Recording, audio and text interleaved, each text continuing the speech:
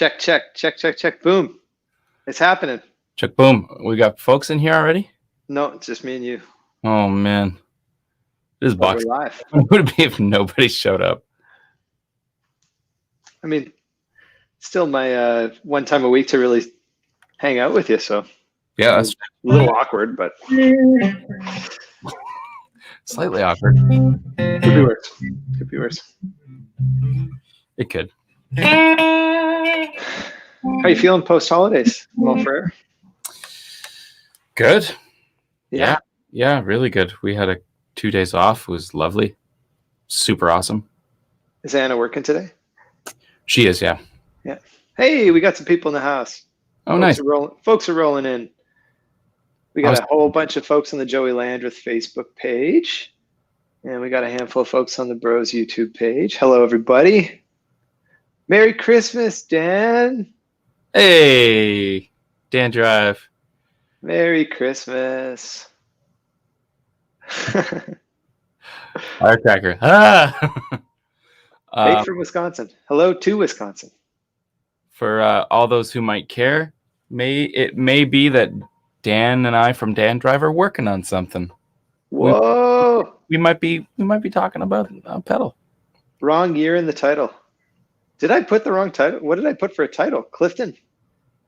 What did I say for the title? Did I even put a year in the title? What was I thinking? Says AMA December. All I see is December 2 ... Oh yeah, December 26th. Yeah. What did I say? Maybe 2018 or 2019. Who knows? Keeping you on your toes. Everybody's like, I don't know where I'm supposed to be. Yeah. Hey everybody. So it's Dave and Joe from the Brothers Landreth, and it's Saturday. And on Saturdays, we hang out on the internet with all our friends and folks from all over the world, and we shoot the breeze. We talk about current events. We answer questions. We plug our buddies' t-shirts. Lyle Brewer in the house. This is a t-shirt from my buddy Joe. For all the Canadians in the house, Joe Fresh. Because I buy my clothes at the grocery store. Nice. That's why you look like a dad so much. Yeah, I've been getting into it. Dave, the second that he found out that Roberta was pregnant, was like, sweet.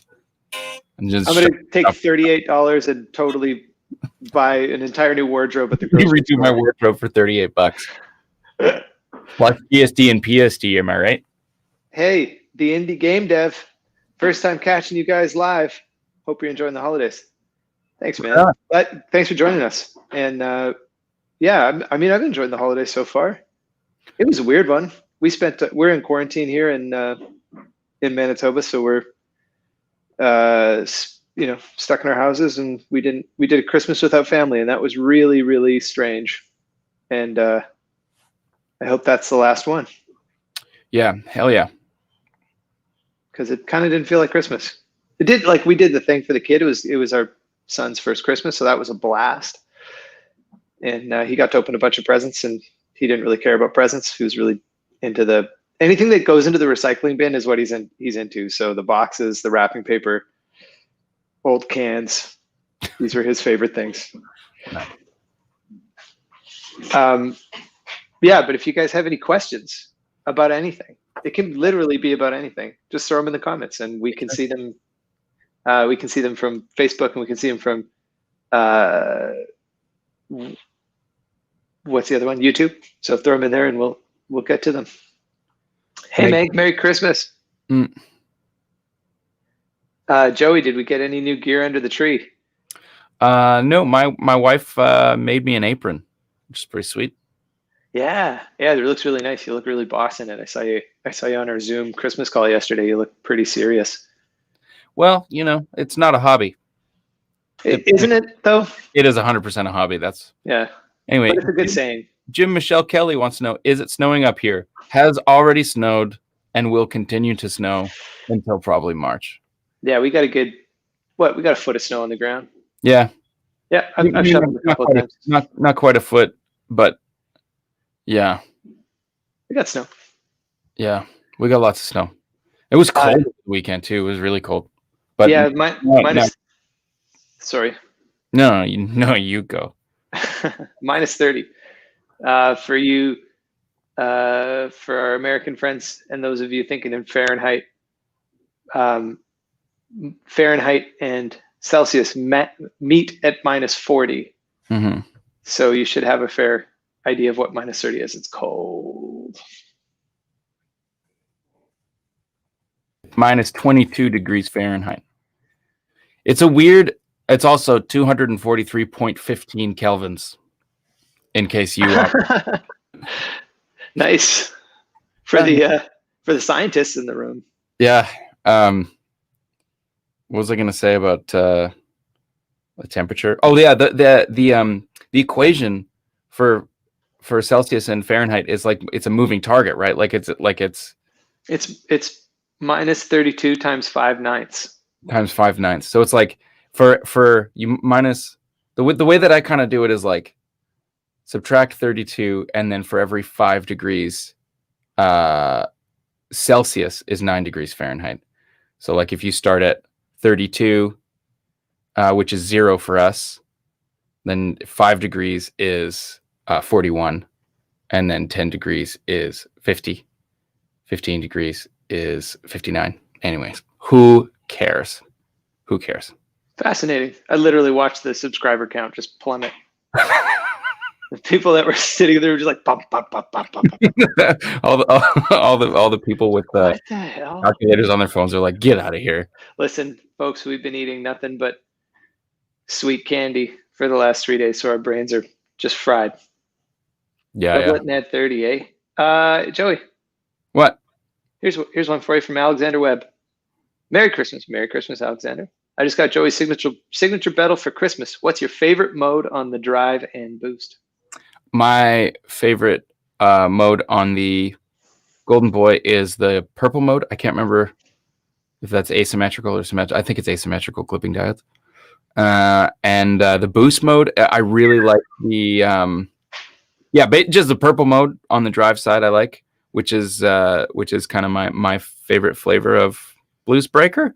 And then the clean boost, I like the full range, which is the blue mode, and then I like the I can't remember what it's called, but the sort of light blue one. I'm not the sort of treble booster mode is cool, but I tend to kind of, I don't know, my sound almost always has too much low end. So anyway, that's what I like. Hey, cool. Yeah. Rhett. Hey, Rhett. Question for both of you. What do our neighbors in the Great White North traditionally eat for Christmas dinner? I think probably the same thing as you guys. You guys have polar bear. You guys do fried polar bear, right? Yeah, you guys eat crushed leaves, right?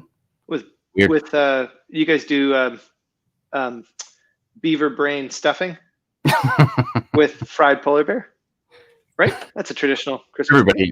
Everybody, even a child knows this. That everybody eats that. Even a child knows this. No, same thing, man. Turkey dinners. I roasted a chicken yesterday. I didn't. Turkey or chicken?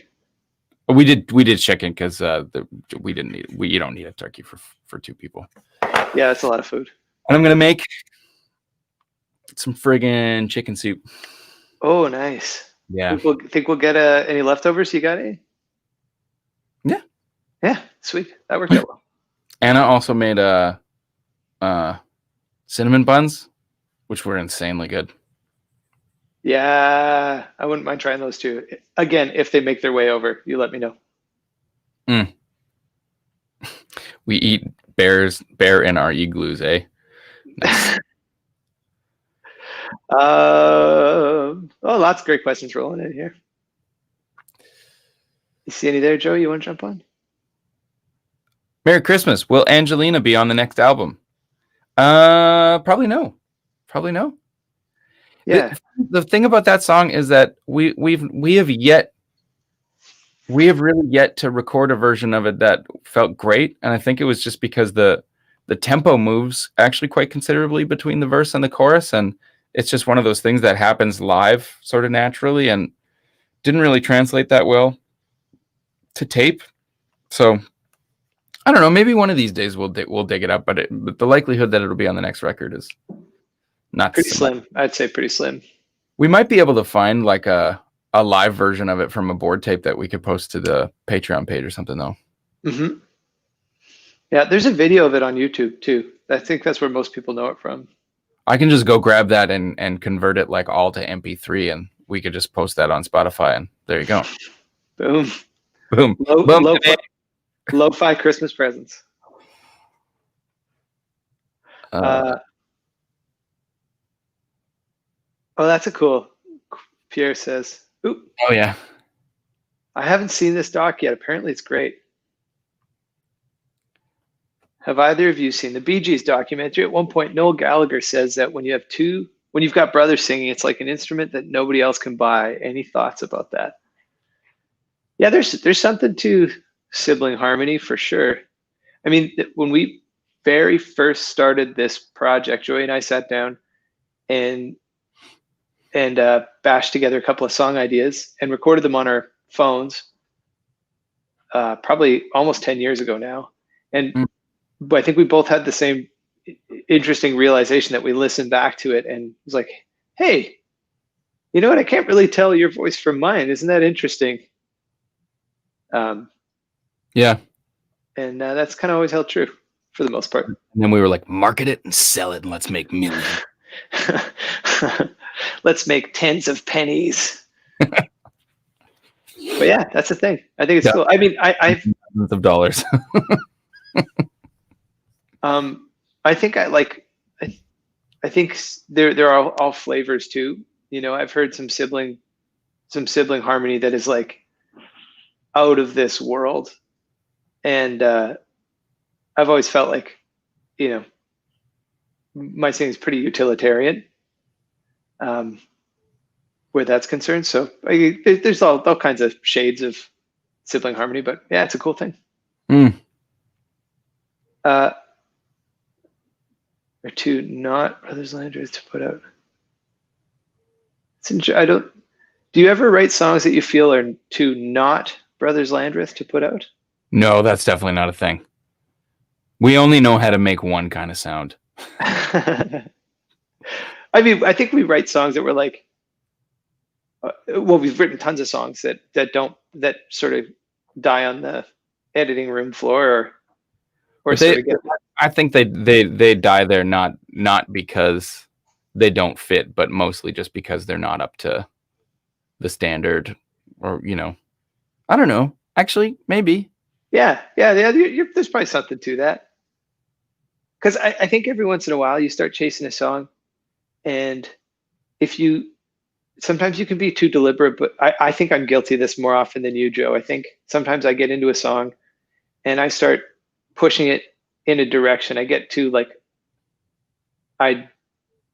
sort of idealist about it or something. And before you know it, it's like we're no longer chasing the muse or sort of the spirit of the song. And it's like an idea of what the song should be. And then often I find at that point, that's usually when we're like, okay, we got to walk away from this one. You kind of chase the life out of it or something. Yeah. Yeah. You can kind of overdo it. Mm-hmm. For sure. Oh, hey, Brett. Brett's in the house. Brett's in the house. Thanks, buddy. Brett, you've had some work done. You look a lot like an orange tabby. It's good. Looks good on you, man. Looks good on you. It's like the rhinoplasty episode of South Park. I see you like dolphins. Would you like to be a dolphin? That's still a very, very funny show. Good Lord. Thanks for the coffees, Brett. I appreciate that. Okay, I want to answer this one, Joe, just because. Thoughts on the Goldsmith brothers from Dawes? I love Dawes. I love that band. I don't think Joey loves that band, but I love Dawes. Come on. Joey does. I won't make you do it here in front of these folks, but Joey does an incredible Taylor Goldsmith impression. Yeah, no, that's not going to happen. It's not going to happen, but it's really good. More permanent on the internet. No. But I do it out of deep love and respect. And he's got such a character voice and such a character way of writing that you know. He can handle it. They're doing great. He's married to Mandy Moore. It's all good. He's got a Yeah. sense of humor. Hey, just Maybe because he's not. married to Mandy Moore doesn't mean that he's not sensitive. That's not fair. That's fair. Yeah. That's totally fair. Uh, uh, uh, just looking for questions. Oh, Joey, tell us about our very first music video ever. Sorry, my webcam is in the way of the question. Oh. Was it Tapping on the Glass video basically just a party that you filmed? It was actually pretty carefully put together, but it was also just kind of a party that we filmed. So it was like it was a video shoot for sure. And it was a lot of our friends that were invited. Basically, like, you know, we'll buy a few cases of beer and you guys just come to this person's backyard with your swimsuits, and yeah. So it was a thing. It was a party. Yeah. It cost us $80 in beer. I remember that. It's still our cheapest music video. We haven't done a lot of music videos. We've done very few music videos, but that one was the least expensive. We've done 2 music videos. Yeah. That's enough music videos for me. Nobody wants to see us act. We're not good actors. That's not what we do. Hey, speak for yourself. Sorry. I played a doctor on a German internet TV show. I'll have you know. I mean, that doesn't mean that I'm a good actor. It just means that I did it. What was the name of the show? Hipster Therapist? Let's not talk about that either. You can Google it, everyone. Maybe I'll put the link up on this. Oh, I can do that. Hipster Therapy. It was super fun. Yeah. Yeah, I remember that. That was an exciting time. I was a big fan of 2-singer bands, and now with Dave singing the song Clean, will we be hearing you 2 singing off each other like the vocalists in Derek and the Dominoes and the Raconteurs? Probably not. No, I don't think so. I really like singing like a song in the set, but we did that band cover where everybody kind of took a verse. Mm-hmm. But I don't think necessarily like stylistically we'll be leaning toward doing more sort of shared vocal style stuff. But I mean, I love having you sing in the set. It's such a nice thing to have, nice breakup, you know, of the sort of format that we've been doing for a while. So it's really nice, and people love hearing you sing. I love hearing you sing. Oh, you're too kind, brother. I am going to front one on the next record, though. I'm going to sing one on the next record. So I will have one on tape. Somebody asked, I want to go back up. Cal Gold says, okay. Comment, Dave, if you want to put it on the screen from 1:13 p.m. Looking for it. Cal says, hey, Joey, how excited about being a dad? You know, Cal, thanks for asking. So excited. So excited to be a dad. I can't actually talk about it too much or I will cry publicly on the internet. I'm so excited. It's like my wife, Anna, we've just entered into the 3rd trimester. Yesterday actually was 29 weeks. So it's just like, we're quite a bit over the halfway point. And now it's like, I don't know. I felt like leading up to the halfway point was kind of like, oh, this is cool. And then we cross the halfway point, and now every day that goes by is a day closer to my life being completely different forever. And there's a part of me that's like pretty overwhelmed by that, but in a really lovely way, like not in a, oh my God, I have regrets kind of way, but just like a holy man, this is coming kind of way. I don't know. It's hard to describe, but very excited. I can't wait to meet that kid. Look them in their eyes. Oh man. Meg, I love these. There's an actual person in there doing stuff. Jabby. kicking your wife in the kidneys. Oh man. And the baby's now, I guess, big enough that they can't really like move around freely. So, or they can, but I think it just takes a lot more effort. So like every now and then Anna will be sitting on the couch and she'll literally just go, oh, what happened? Baby kicked me in the liver. I got kicked on the inside of my organs. Yeah, it's a trip. And I'm super excited to be an uncle, and I'm really excited for Finn to have a cousin.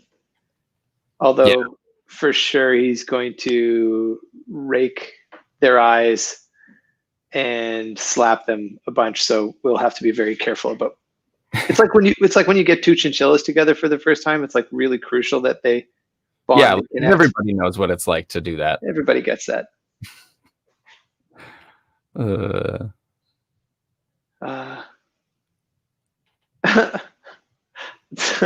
My wife just surprised me with the Boston Terrier puppy. I know the feeling you're describing. Being kicked in the organs? And Clifton also named his puppy Finn. No way. Cute. Whoa! Oh, I shouldn't yell. Damn it. The kid's trying to go down to the next room.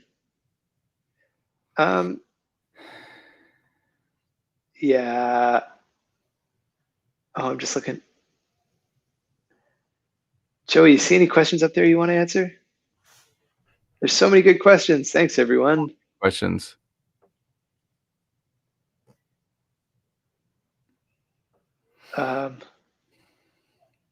Mark says, not a question, but Mark's just making us feel good. You guys are my new favorite group. Thanks, Mark. Appreciate that, man. Easy. Here's an easy one. Low-hanging fruit from Jeremy C. We know so much about Joey's board amps, but Dave, what's on your board these days? Favorite amp? My pedal board's real simple. These days it's a Noble preamp and a tuner and an octave pedal. But Joey and I are putting our heads together, and we have a lot of time because we probably won't have to play music probably for another year. So it'll be a long-term project, but we're going to work on a new pedal board for me. And my favorite amp is I tour with an Aguilar DB 750, sorry, the old model.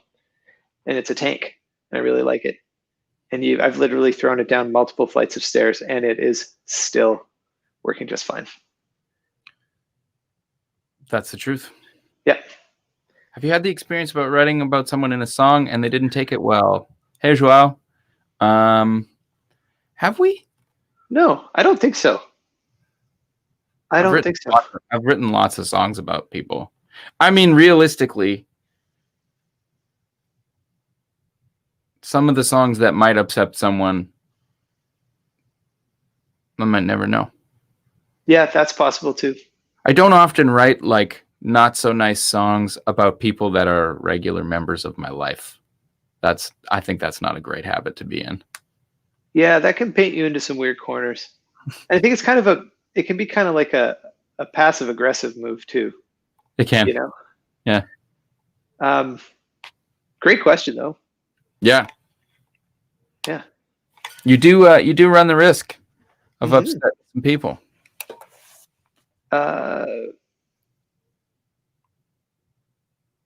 Do you listen to classical music? Joe, you're into some sort of like, you've been listening to a lot of like neoclassical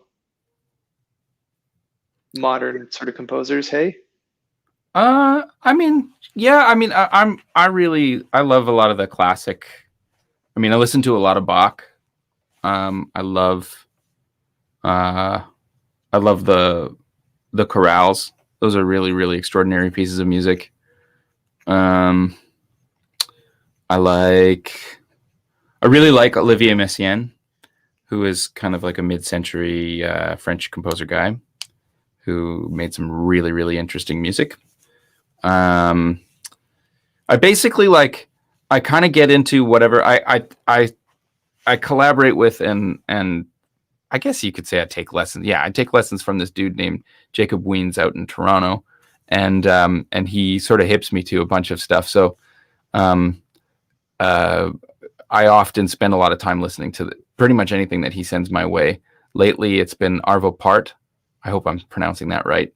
Who's also kind of like a more modern composer. And then the last thing that we studied was one of the Shostakovich fugues, I think. The one that like modulates through a bajillion different keys, and it's wild.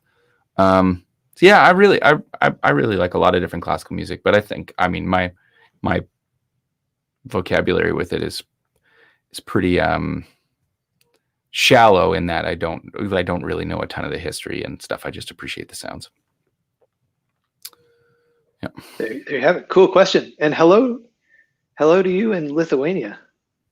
That's awesome. Oh, I didn't see that part. Sweet. Yeah. Christmas wishes from Lithuania. Christmas wishes from Winnipeg. And holiday wishes to everybody out there, by the way. Heck yeah. Day after Christmas. Here's a cool one. Dean and Trish, I suppose. Maybe two people sharing a handle. Any song you've written, recorded that after years of performing live and working out, you wish you'd have done differently than what you'd done at the time. So I think sort of the way, and I won't speak for you, Joe, but for me, the way I like to think about recordings and albums is that they are moments in time, and that you're allowed to move and evolve and grow from there. But it's okay if they are not perfect in every sense, as long as they're like a really honest snapshot of that moment in time. And that's kind of all we're shooting for. Because I think even with Let It Lie, there's a lot of stuff that we would have done differently. Like Joey, you lament the fact that you were really sick during those sessions. Mm-hmm. And every time you listen to it, you can kind of hear the cold and you're like the head cold you had. Mm-hmm. Stuff like that. But I also wouldn't change anything about that record, because who knows if we'd be even the same people we are today without that record kind of exactly as it is.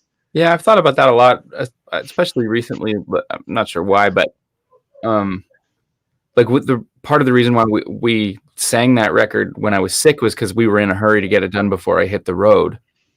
And we wanted to, like, I was about to go on the road for like a month or 6 weeks with Doc Walker. And it was like, got to get all these vocals done so that while I'm out on the road, then we can send things off to mix and master.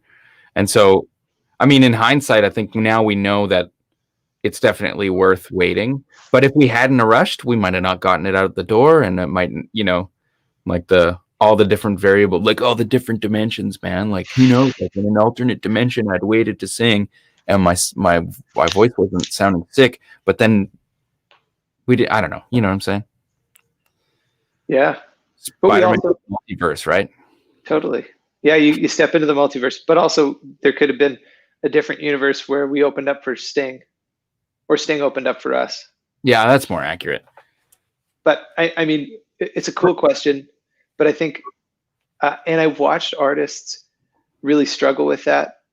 And I don't know that, like, I have friends, we have friends who are perfectionists, and it helps them be really brilliant artists. But at the same point, I also see so much struggle because the back catalog never holds up, because you're constantly evolving as an artist, as a person.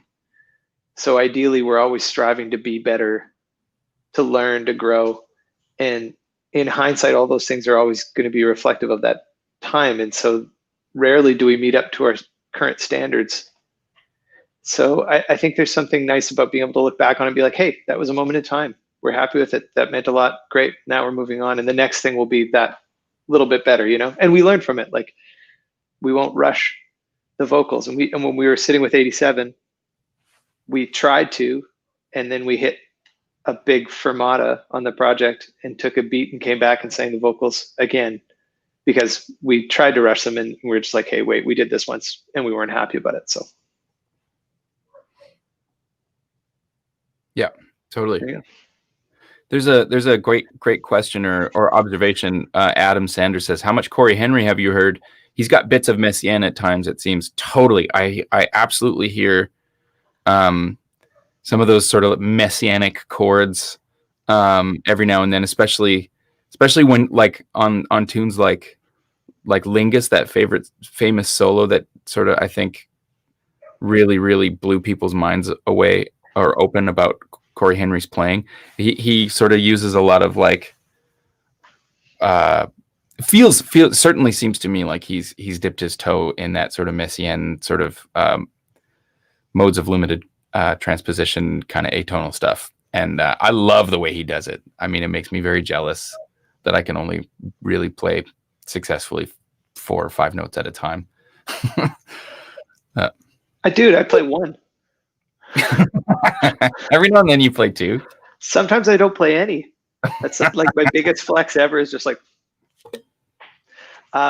which actually reminds me, this is a segue, permission to segue. Permission granted. On our on that live video that we have from the DC show.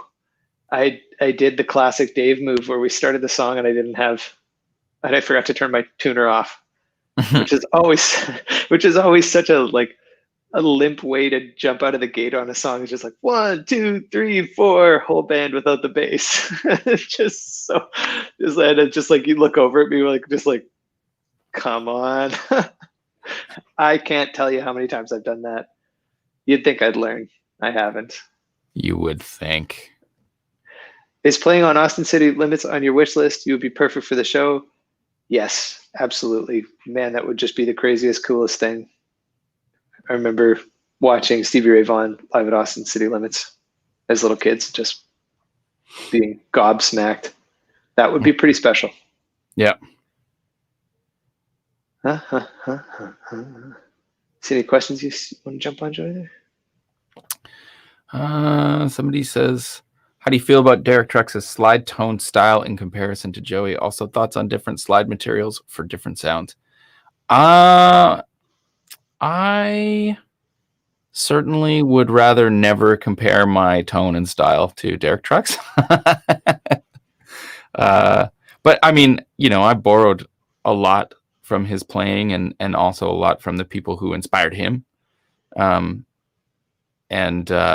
While I'm pretty critical of myself, and I've said this before, I feel like most of the time I'm just doing bad impressions of my favorite guitar players. But, I would be remiss if I didn't say that Derek Trucks had a really big part in me sort of digging into slide guitar again, because prior to, I don't know, when I was 25 or somewhere around 23, 24 is when I really started to get back into slide guitar.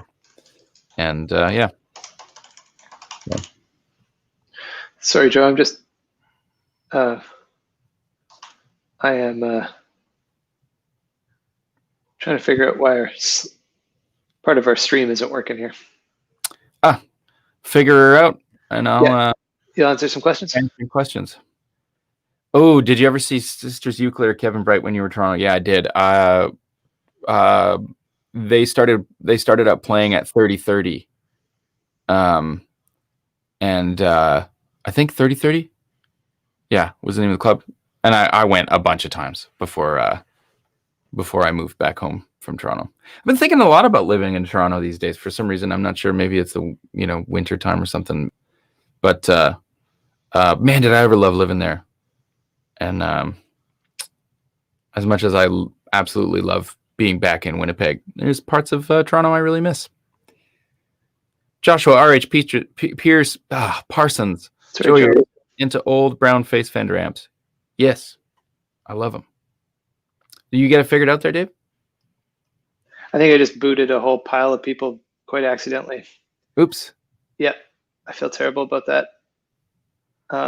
We'll have to sort that out. It's not speaking perfectly with Facebook. And I think I just pulled the plug on 40 people. I'm really sorry about that. Folks, please come back. Will they be able to come back in? Yeah.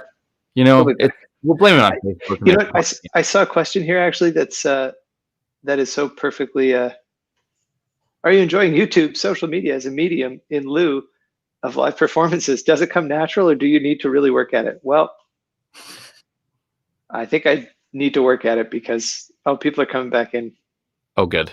Yeah, to everybody that was on the Joey Landreth feed, I'm so sorry. I'm trying to troubleshoot technical stuff and kicked you all off. So I'm glad that you've rejoined us. I've really come to enjoy this, whatever this is that we're doing, sort of chatting with folks and also spending an hour with my brother once a week is really nice because we've been in complete sort of isolation. I think we're a little generationally speaking, I don't feel super comfy on the internet the way I know some of my peers are. Again, I won't speak to you, Joe, but I definitely it takes a little bit of work to try to be okay, I got to think about putting up regular posts and think about sort of being active on these platforms. But I will say that in the absence of touring and playing and performing and this has been a really nice way of staying in touch with people, and it does, like, once a week it kind of makes me feel like a musician, even though we're not playing music, we're talking about music, we're thinking about music. It puts me in that headspace, connects us with these folks that I know listen to our music, care about our music, and that's all. That just makes for a pretty nice feeling that is helping me get through this very, very weird in between time. Yeah. I think as a medium in lieu of live performances, for me, no, definitely no. It's nice to be able to do this, and I've done a couple of like solo sets, short solo sets, and it's just such a drag because like, you know, the quality is kind of tough to control because you're up against your own internet, other people's internet, and you know, I mean, if we're never able to play another show again, then absolutely I'll figure something out. But you know, I'm kind of holding out that we'll be able to get back to playing shows. Hey, 1:34 p.m. Aaron Sternke, buddy of mine from out Seattle way. What's up, guys? COVID blows. Here's to a better 2021. Amen to all of that. Aaron, nice to see you on here. Anybody a fan of COVID that wants to contest that? Oof. Not likely, hey? Well, hear him out. No.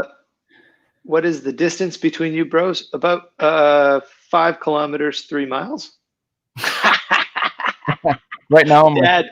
about 4. Oh no, you're at the studio. You're like a mile. Kilometer 0.6, I'd say. Maybe even less. Yams, baby. Claire's just jumping back in. Hey, Claire, I'm sorry about that. That was me. I was trying to fix something. I just broke a thing. Feeling really bad about it. I'm really glad that you joined us, that you're back here. So thanks. You know, Robert Allen coming in with the hot questions. Joey. Robert, how are you, man? What made you shave the beard? Boredom. I just, you know, actually, a video came up. One of my students was asking about something that I'd played in a video, and it was an old video from, I had a shorter trimmed beard and had let my mustache grow long, and there's an angle that was like, hey, it kind of looks like I just have a mustache. I'm gonna do it. Let's do it. Let's go crazy. I guess actually no, I shaved the whole beard off. I just trimmed everything down and then decided to grow the mustache up. But I don't know, because why not? You know, there wasn't really anything motivating it. Yep. Yeah. Anyway, Merry Christmas, Robert, and send our best to Barb. Yeah. Cal's back. Hey, back. Hey, back. Hey, back. How's Cal? Hey. We kind of talked about this briefly, but Merry Christmas, guys. Merry Christmas, Tom. How are you guys mentally finding with the rolling with the punches with the whole pandemic, kind of not having a definitive date to start playing live again? Yeah, it's tough. It's tough. Oddly, like I'm missing music pretty heavily, but there's something that I've found. Just the fact that all of us, everywhere, regardless of what you're doing, are affected by the same thing somehow to some degree. That all of our lives are disrupted. I can't feel bad for myself about not being able to play music too much. I miss it. I have moments for sure. But you know, we're all in this thing together, and it will subside. We will come through the other end of this, and there will be so much great music waiting for us at the end of this rainbow. And I'm so excited for that. But yeah, I don't know. That's obviously a huge can of worms. Yeah, but I'm hanging in. How you doing, Joe? How you rolling with it? You know, one day at a time. Yeah. And like I'm definitely entering the part of all this lockdown stuff where I'm finding it kind of frustrating to have no break from the monotony, but I'm just kind of constantly reminding myself that, you know, me and no one I know has gotten sick. we haven't lost anybody directly super close to us. You know, we have friends who have lost parents. We have friends who have lost grandparents. We're not in that boat. So that's just kind of what I try to focus on the fact that, you know, despite the challenges that have come with this time, we are lucky. We have made it relatively unscathed. So there's one up here, but one up here. PM Music. Quick question: are you the Prime Minister? Are you Justin Trudeau? Are you weighing in on our live stream? PM. Where do you see that, Joey? What's the 1:38 p.m.? I'm trying to be funny, but it's falling flat. Can you talk about other Canadian artists that we should check out, especially in the Montreal region? I'd like to help fellow Canadian musicians during these COVID times. Well, Ariel Posen is now local to Montreal. Yeah, he's now a Montrealian. He's now a Montrealer, so he's up there. Who else do we know from Montreal? What about Mark Barabay? Oh yeah, Mark Barabay. I don't know if he's still living in the Montreal area, but I think he's in Switzerland now. I think he up and moved his family. Oh, that's right. Yeah, they're in. Okay, scratch that. Lots of great musicians from Montreal, but Begonia, our pal Begonia, who's not from Montreal, but she's from Winnipeg. We love her. Yeah. Chris Ulrich. Yep. He's got a record coming out next month that we love. Who else? Liam Duncan, Field Guide, Roman Clark. These are all friends of ours, of course. Man, I don't know. We could go on and on and on. There's lots and lots. Actually, you want to check out some cool artists? I'm going to plug our record label. I'm even going to do, I just learned this, Joy. Check this out. www.birthdaycakemedia.com. Check this out.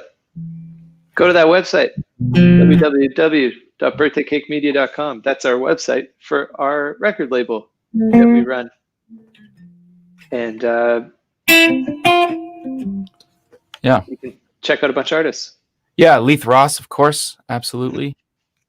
Man, Leith put out my favorite record of 2020. Such a beautiful album. Mike Carbone was making gnocchi. Man, we should compare notes. Do you find a few common challenges or mistakes young writers or bands make? Great question. There's probably a lot. I would say like there are some pratfalls potentially that I think can trip people up. It's hard to call them the mistakes though, because if you didn't go through them and learn from them, then where would you be? You know, not a lot of shortcuts in this world. And I think sometimes scraping your knees is part of the lesson. Few common challenges, mistakes young writers or bands make. Not talking percentages, splits, dollars up front. That can get ugly down the line. That's kind of a boring one, but that is a reality that not having like really clear communication about your intent with your bandmates or with the songwriters that you're working with or producers. If you do find yourself with some success and suddenly you got a bunch of people in your camp that are kind of feel like they might be owed more than you feel like they might be owed, and suddenly you got a bit of a prickly situation, you can avoid a lot of that by being on top of it early on. That'd be one. Transparency. Mm-hmm. Mm-hmm. On the creative side, what do you think, Joe? On the creative side, what trips up young early in your career? What catches you in the creative world? In the creative world, well, immediately the first thing that comes to mind is comparing yourself to other people. Yeah. Oh yeah. Wrap on that for a minute. Trying to talk about that. Like on a creative level, like I remember back when I was doing more commercial country stuff, there was always this emphasis on like looking at what someone who had just sort of risen to critical acclaim, what they had done and trying to recreate it. So like this is dating me now, but like when I first started playing a lot in the country scene, that big Jason Aldean record had just come out, the one where everything was like kind of heavy metal country, and everybody jumped on that train.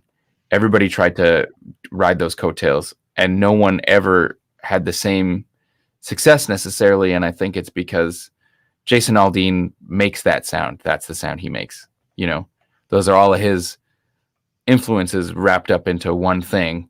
And, you know, if you try to recreate someone else's vibe, you're just going to fall flat. So creatively, I think, you know, it's always good to know what your peers are up to, but you can't try to match your own trajectory, whether it's business wise or creative. You just have to do your own thing. And, you know, I think we got that a lot in the early days. Like, we love what you do, but it would be better if, you know, particularly with Let It Lie, we talked to a bunch of different managers and agents and record labels who all saw the value in what we did, but wanted us to try to modernize it or contemporize it. That's not a word, but so we were it might be a word. Yeah. I'll check. Contemporize. No, it's okay. Somebody can weigh in. Somebody smart. I mean, you're smart. You can weigh in. Sorry, man. I don't want to limit experience. You know what I mean? No, it's good. Carry on. Yeah. So, but it's just not like, especially for us at the time. Like, I can use that as a good example because it was so personal. But we had a lot of people saying, like, you know, this record would be really great and would do a lot better if it sounded more like a Black Keys record. You know, because Black Keys were doing that lo-fi, super edgy thing. And we even tried that to a degree. Like, we never went as far as having the record remixed or remastered, but we definitely thought about it. And it just didn't match. It was just like, well, this doesn't make any sense with the songs that we have. Like, you take songs off of Let It Lie. Like, Where Were We? Let It Lie. Nothing. Any of these tunes. And, you know, you put distortion on the, you know, the overheads of the drum kit and on the lead vocal and delay, and like, for that doesn't make sense. It's not at all congruent to what we do. So that was an example of that kind of happening to us. But, you know, I think as young artists, it can be easy to get sucked into that that world of people going, what you do is great, and I think you know, like, every now and then you'll get a piece of advice that really lands. Like, you know, and that's happened to us. Like, this is great, guys, but, you know, let's focus this more. You know, there's plenty of place for actual constructive criticism. But I think if somebody is like suggesting that you change the very DNA of what you do, it's, you know, I don't know. I'm kind of wandering off topic here, but no, I think this is like literally some of those sagest wisdom you can give to somebody at the early stages of their career. Yeah, I think so. I think really what the moral of that story is, you have to trust your gut. Like, if your gut is telling you that something is wrong, then it probably is. I mean, if something makes you uncomfortable and it pushes you out of your comfort zone, that's a little bit different than something telling you that it's wrong, you know? And I think, like, we've had that. Like, I mean, when we were releasing Let It Lie, Garth said, "Hey, do you think maybe we could cut a song?" And I remember kind of going like, maybe we could. And he had kind of suggested cutting Where Were We? And in the end, I ended up nixing it, and we kept it on. But it was like, well, that's a really good question. And I believe that your intention is to make this project better and not worse. So let's consider these options. I don't know. I'm trying to think of examples of how those kind of things can be useful. But at the end of the day, like, if something gives you the no feeling, just don't do it. Just don't do it. Further to that, I think one of the hardest things to do when you're starting off, and every once in a while you meet an artist who has a really clear sense of this, but just simply knowing who you are and what you want to do with your art, with your music, with your songs is really tough. And I think you have to spend some time early in your career, and you have the most freedom to explore this stuff before you sort of start releasing music and maybe touring and getting busy. but asking those questions, really meditating on it, focusing on it, and sort of calibrating your thermometer for like what is and what isn't honest and true music. And that will change and that will evolve. And that's one of the best parts about doing what we do, is that we get to keep growing and challenging, but having a really good idea of what it means to you to be honest and integral in your art is an important part of those early stages, so that when you're faced with these challenges, you can go, you know what, that's not instructive feedback, that's just bad advice. And I'm just going to keep marching to the beat of my own drum. Yeah. Yeah. I think like for us, you know, we got a bunch of advice in the early days that was like conflicting, especially in the, you know, like in picking our team. Yes. And the people who worked with us, you know, the very first person that we started working with was started as our agent. His name is Stu Anderson. He's now our manager. And we connected with Stu primarily, you know, I mean, really, he was the first person that kind of said, you know, let's take a risk. I'll get behind you guys. Let's do this. But the relationship was so functional. We trusted him. We knew that he knew who we were. So when he was out trying to get us gigs, we knew that he was speaking with our voice. And every manager that we had sat down with and taken meetings with just didn't fit in that you know, we didn't know that we could trust you to speak with our voice. We didn't know that you had our values and our dreams, you know, and the things we wanted to accomplish in the forefront of their minds. And what we knew that was Stu. And so, but I also had somebody say, like, we had taken a meeting with a pretty big name manager, quite a large name manager. And I did not like him at all. Rubbed me the wrong way. Was really like old school music industry. Like half the time I couldn't tell, like he was over complimenting, and it was just like felt really weird, and then gave us a bunch of really conflicting advice. Was like, and I remember telling one of my older friends about the meeting, and just being like, I did not feel comfortable. I did not like him at all. And the advice that I got from this older guy was like, well, you don't have to like these people. They just have to make you money. And it was just like, that also feels wrong. Yeah, I don't want some guy whose values don't line up with mine speaking on my behalf ever, you know? Yeah. And I don't want to get to a gig and find out that my manager did something like unethical or, you know, insensitive on behalf of me, trying to get me more money for a gig. Like, I don't ever want that happening. So, you know, I think it is really important that you find people that you know you can trust. You don't always have to get along, you know, but you have to find people that, I mean, I think it says it best when we say who can speak with your voice. So anyway. Heck yeah. Great question, David. Thanks for opening that can of worms. Yeah. Also caveat to everyone everywhere. This is just off the cuff. Don't take this as written gospel. We're just rapping here.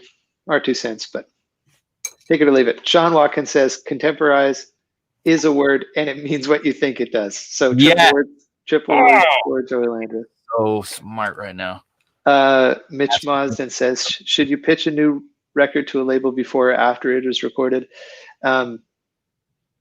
Very quickly, I would say, if you are cold calling somebody that you're not familiar with, then I would say you want to send it once it's done, once it's mixed. You can wait. It's up to you if you want to wait for it to be mastered or not. I would just communicate that. And most people can sort of think about that when they're listening to it. If a record label's down for your record, they're not going to care about the master, but a mix could definitely sway somebody. A good mix or a bad mix could make put your record sort of over the line, I think. So I would say post-mix, pre or post-master is up to you. But if you're cold calling somebody, if you pitch it to them too soon, you're going to give the wrong impression, and you may not be jumping off on your best foot. And I think that's really critical. If you know somebody really well and they understand who you are, they've been maybe a part of your story earlier on, that's a little different. But generally speaking, I'd say post-mix. Yeah, heck yeah. There's one over here, Dave. I think I'd love to send your way. 153 from Cody Carrick. What business-oriented team member members do you feel most critical? Manager, agent, publicist, tour manager, etc. Any tips on seeking out the right ones? Cool. Wicked question. Cody. I would say early on. You know what? Honestly, in this, what I'm going to, loosely sort of refer to as the new music business that we're sort of watching unfold, especially in COVID times. I would say, maybe one of your best steps forward would be working with some sort of marketing consultant, which is, I've never said this out loud before because I think I would have said early on that an agent can do a lot for you. I will back that up and say that before you get an agent, you need to demonstrate that you are capable of booking tours really proficiently on your own. In 95% of the cases, an agent doesn't want to get involved with the band until they see that, one, they have a basic understanding of what it takes to get out on the road, and two, somebody that has at least proven that they can do it, they have the stomach for it. So typically you got to book your own shows and do a pretty good job of it before an agent comes on. But in today's kind of post-COVID world, I think having a digital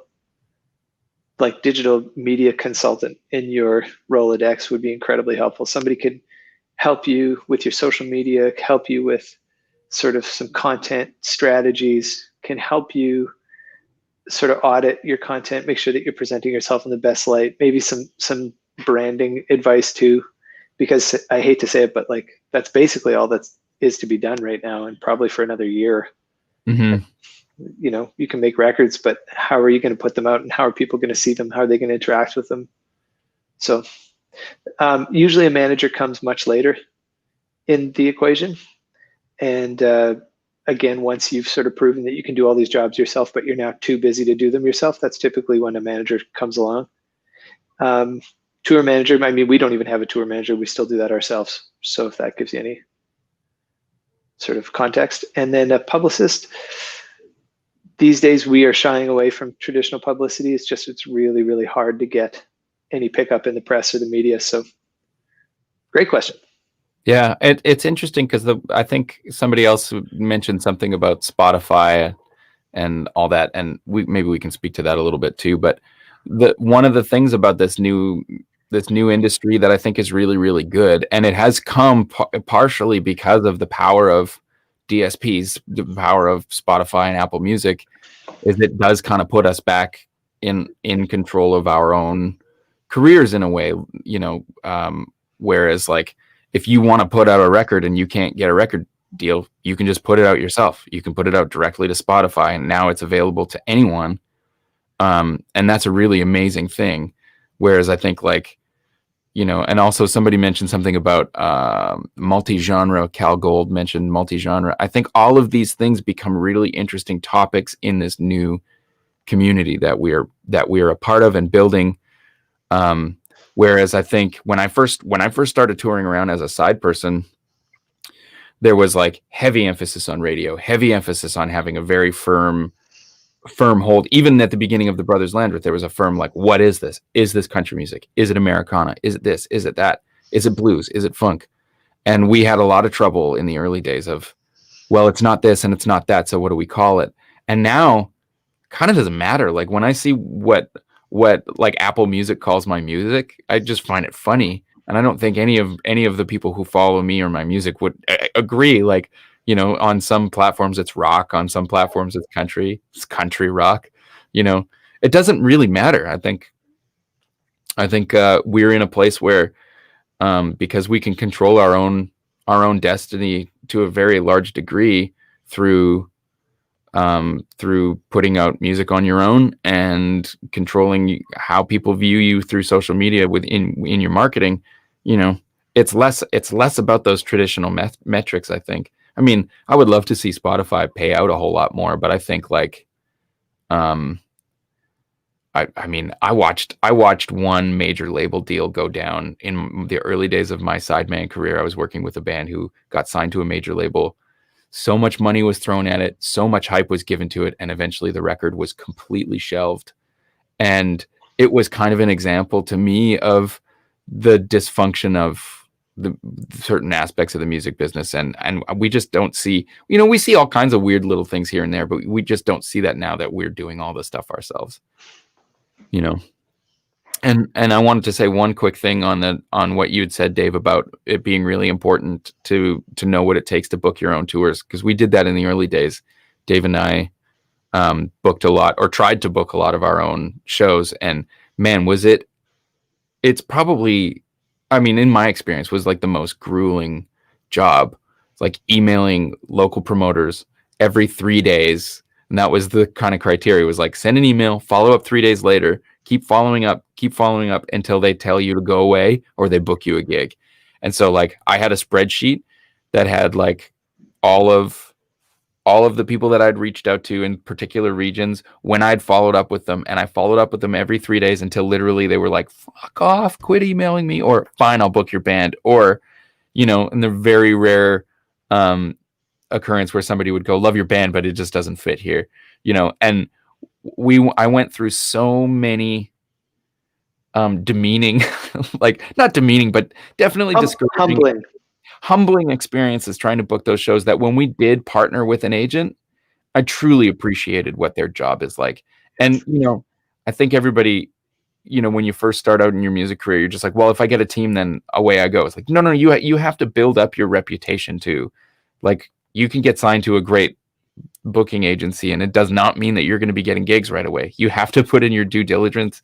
You have to go and play support shows and build up your name. And it's a long process, but it's all worth doing. Okay. Heck I've okay. I got one here. Wilf says, how much easier would it be to be a musician if you receive the money your art deserves from people streaming your songs? Spotify, cough, cough. Oh, calling out Spotify. Well, I will say this, I think there's actually a lot of good that has come from Spotify. I know that's not necessarily a super popular opinion. I hear you. I mean, Jesus, the streams the payout is low. The cash is low. You got to stream an awful lot of songs to make a living off of Spotify. But I also think that it has democratized music in a really interesting way. I think it's created a lot of opportunities. I stream music. I use the streaming service, and I don't think it's the end of the world. I think it's just sort of, it was the eventual end game in a digital world. It was going to happen that music would get to a point where you could get everything for the least amount of money that people were willing to pay for it. And that works out to be between 10 and 20 bucks a month. But I don't know. I don't necessarily see it as a bad thing, but the revenue models have changed in a huge way.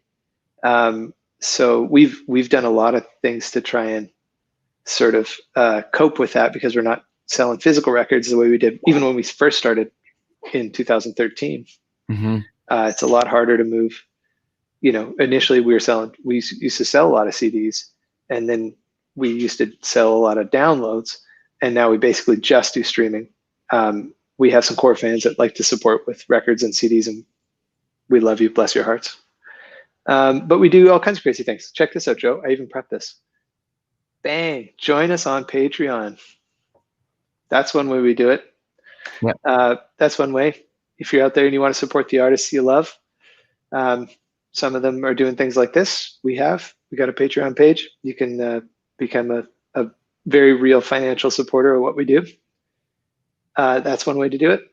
Bandcamp is another great one.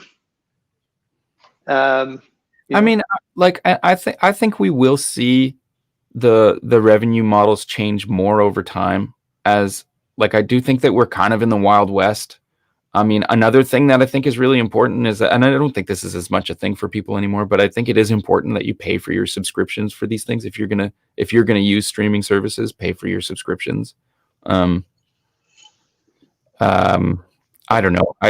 Well, who knows? Maybe there's an argument to be made for the ad revenue that's on the unpaid, but I think I just like, when you think of the kind of monopoly that large, big record labels used to have in the industry, and I think that that's the thing that these streaming services have done in a very significant way, is they've offset that monopoly. So now, despite the fact that we're not making the same amount of money off of our records, like there's so many other streams of income. You just have to tap into them, and you have to be willing to do the work. And I think a lot of people are frustrated because, if I grew up in an industry where 95% of my income came from physical albums being sold, yeah, I'd be pissed off too, but I've never lived in that world, and so that, like, I don't know what it's like to make money off of physical merchandise, or rather off of physical music. So, we just have to do other things like Patreon, like teaching lessons, like selling merch, playing shows, and lots of other different little ways too. So I don't know. Yeah. I think all in all, it is a good thing. It's not without its challenges, and definitely there's lots and lots of room for this to grow. But I do think it's a good thing also. I'm just going to rip through a couple of quick ones. Sure. Are you friends with Red Moon Road? Hell yes. Yeah. Social media is the new norm. Yep. Agreed. Do you have any tips for budgeting out an album and subsequent promotion release before you delve into making it?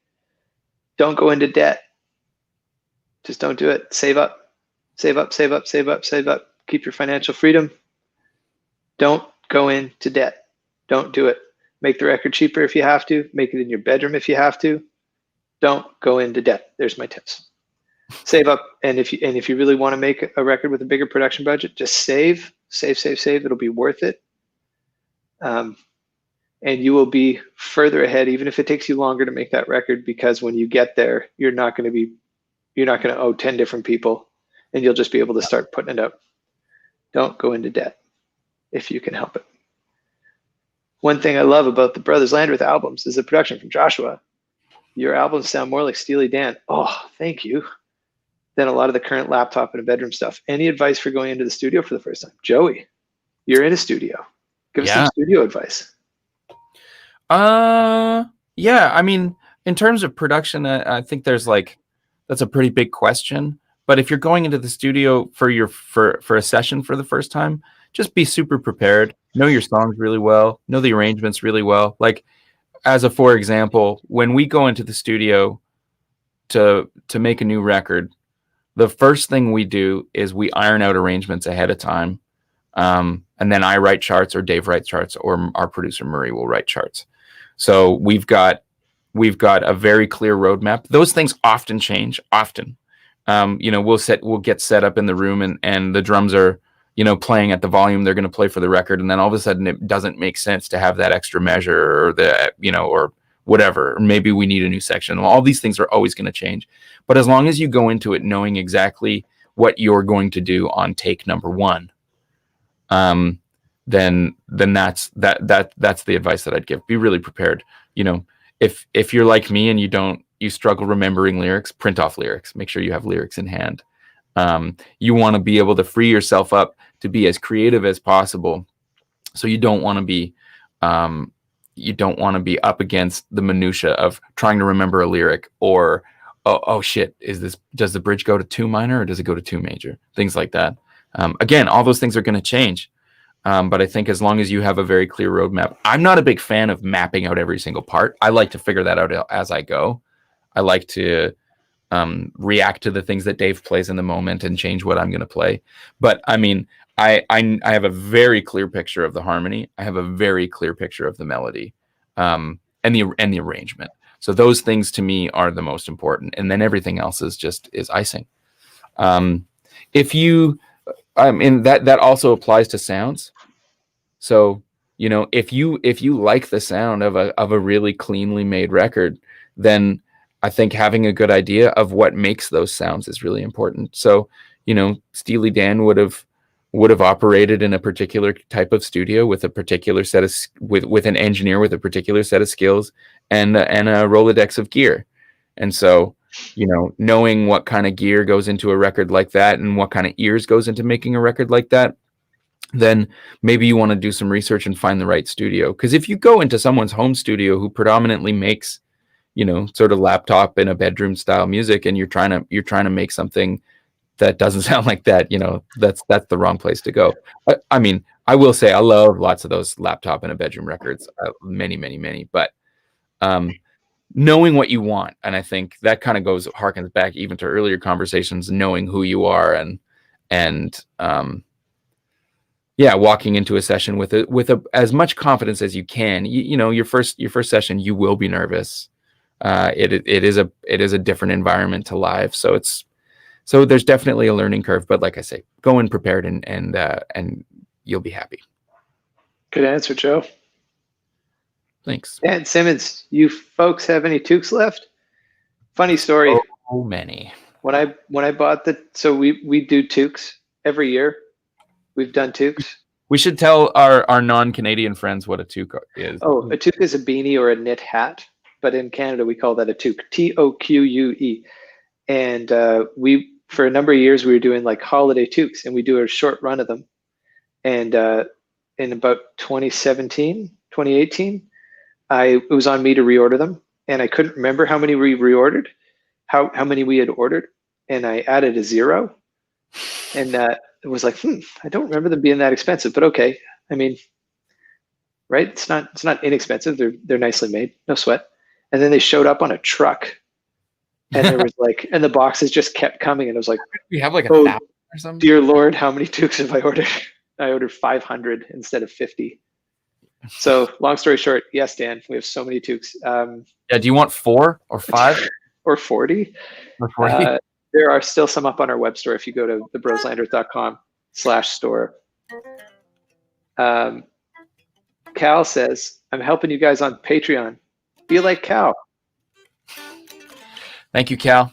Thanks, Cal. I appreciate that. Honest to God, we appreciate you so much. Anybody who's out there supporting us, if you're listening to the records, if you're buying merch, if you're hanging out with us on Patreon, if you're here in the comments, we appreciate you. However you show up, however you choose to interact, we're so grateful just to have you along for the ride. So thank you. Yeah. Mario, do you feel that these days record labels are a bit extinct with the availability to be a DIY band? Well, not entirely. I would say that definitely traditional record label models like you may have seen 20 years ago don't seem as relevant now, but and I'm saying this mainly because we have started a record label, so I certainly don't think that we're going the way of the dodo, at least I hope not. And I think there is a really important part of the team that you can fill with a really competent record label, somebody who really cares about your music and really wants to do right by that. I think when people think about record label deals, they think about big major label deals. And the reality is that's so few people ever interact at that level. You know, you'll hear horror stories, but most of us are out here in the trenches. We're working with really great indie labels like our own, birthdaycakemedia.com. Check it out, wherever you are. But yeah, most of us are in the trenches working with small independent record labels who are working really hard, who are really passionate, who really care. You know, make sure you got a lawyer and look over your deal too. If you're thinking about record label deals, make sure you're getting a fair shake, and then you'll probably be all right. Joe, anything to add to that? No. Okay. Shout out to Roberta for her absolutely fantastic graphic design too. This is couple dads just raising the roof. Raising the roof. That's my wife. My wife Roberta does all of the design for the Bros Land with them for Joey's solo projects, and I am biased. I think she's absolutely brilliant. Daryl Havers, you're fucking cruising for a bruising here, bud. It doesn't. Thank you for saying so, but we all know that this mustache just don't compare.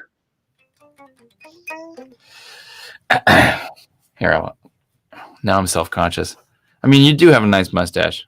You're very handsome. Thanks, brother. Yeah. Amy, pumping our tires, says, I always feel like you guys should be way more famous than you are. Are you content with your level of popularity? Absolutely. Yeah. And hi, Amy. Merry Christmas. Yeah, no, I mean, I think fame is a drag. I don't know a lot of people that are famous, but the few that I do, they don't speak too highly of it. I am so grateful. We are so grateful for the fans that we have, the people that like our music, that come to our shows. They are some of the finest people on the planet. And that's, yeah, I don't know. I think actual fame is like pretty stifling and unpleasant. And, whatever level of popular we are, I suppose that seems to work for me, Joe. Yeah. Yeah.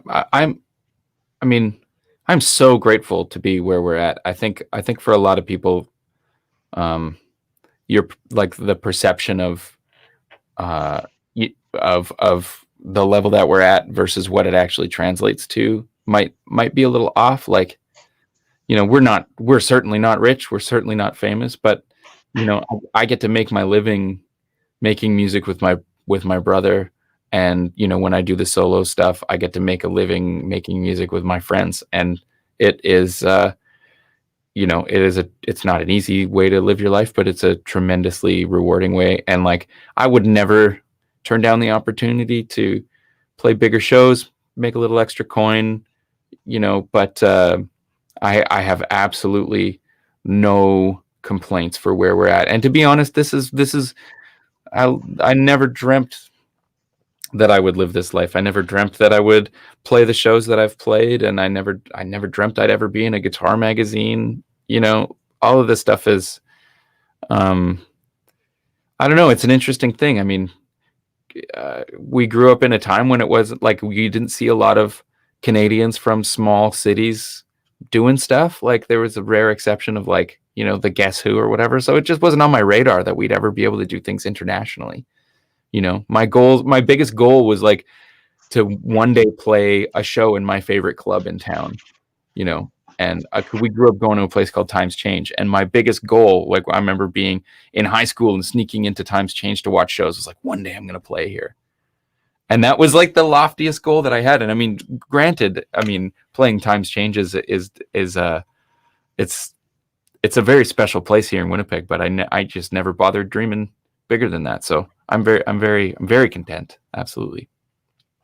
I think there's something to be said for having humble aspirations. Working really hard, and I think we focus more on doing good work, and a lot of the things that have come out of that have been really rewarding. But I don't, we've never had really ambitious goals.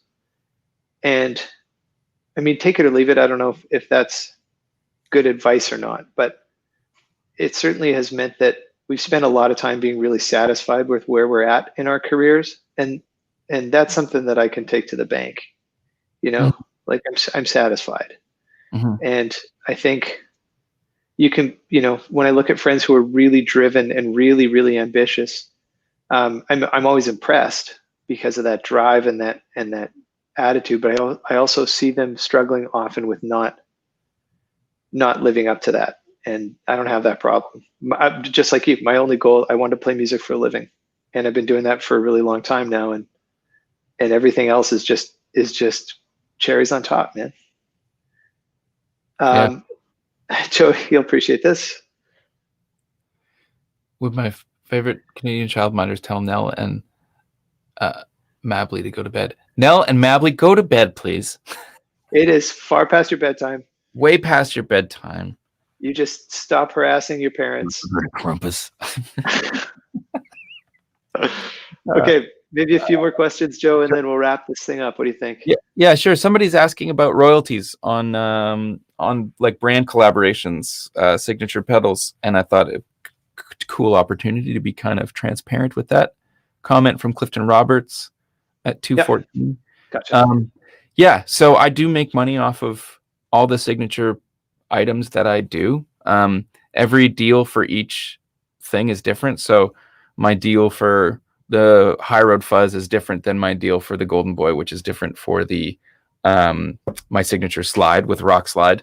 And there's a couple other little pieces that are going to be coming this year. But for the most part, it's either like I'll make a percentage as an actual dealer. So when sometimes when we do high roads, depending on how many orders come from where, I'll just act basically as a dealer for that pedal for that particular run, and so I'll make a retail margin, And then for other things, I'll just make a percentage of gross, sometimes as high as 10%, which is very generous, and then varying degrees of that. And yeah, so that's another one of those streams of income that I was sort of talking about. Of course, it does have to come with a specific, or not specific, but a particular kind of visibility, for it to make sense for people to do. But it's a great, and again, it's like anything else. It's not tons and tons and tons of cash that comes in, but you add them all up together and you can squeak out a pretty livable living. There you go. Pulling a peek behind the veil, as it were. Keith is trolling me. He says, I think the closet door behind Dave has been open every live stream, at least the last few. I can't get it closed. It's just all my office is also is where all my clothes are. So it's just full of dirty laundry. And if it was slightly more organized, I might be able to close that door. That door is not closing. Laundry day, laundry day, laundry day, laundry day. Cute. Kate says, just sent some of your CDs as holiday gifts and they were well received. 2 friends were previously unfamiliar with your music, but are fans now. Thanks for your wonderful music. Kate, thank you so much. That's such a sweet thing to do. And dang, we appreciate that so much. Spreading the word. Spreading the word. Iwaya's in the house. Iwaya, no way. Dang. We got to catch up. We got to catch up. What you're up to. Iwaya is a great singer-songwriter friend of ours. Yeah. Oh, this question came up before, and I'll click on it again because you followed through. You hung in. Yeah. Hey, Joey and Dave, short gear question. What are the best in-ear monitors in your opinion? Oh man, I mean, we've used West Tones and like those. I use a pair of in-ears from a Canadian company called Plunge Audio that I think are really fantastic. The Plunge Audio are definitely my favorite in-ears that I've ever used, but there's lots. I mean, honestly, the Shure, whatever they are, SCL3s are pretty great too. We carry a spare pair of those in our tour pack in case anybody loses or forgets theirs, and nobody ever complains. I think the difference, honestly, between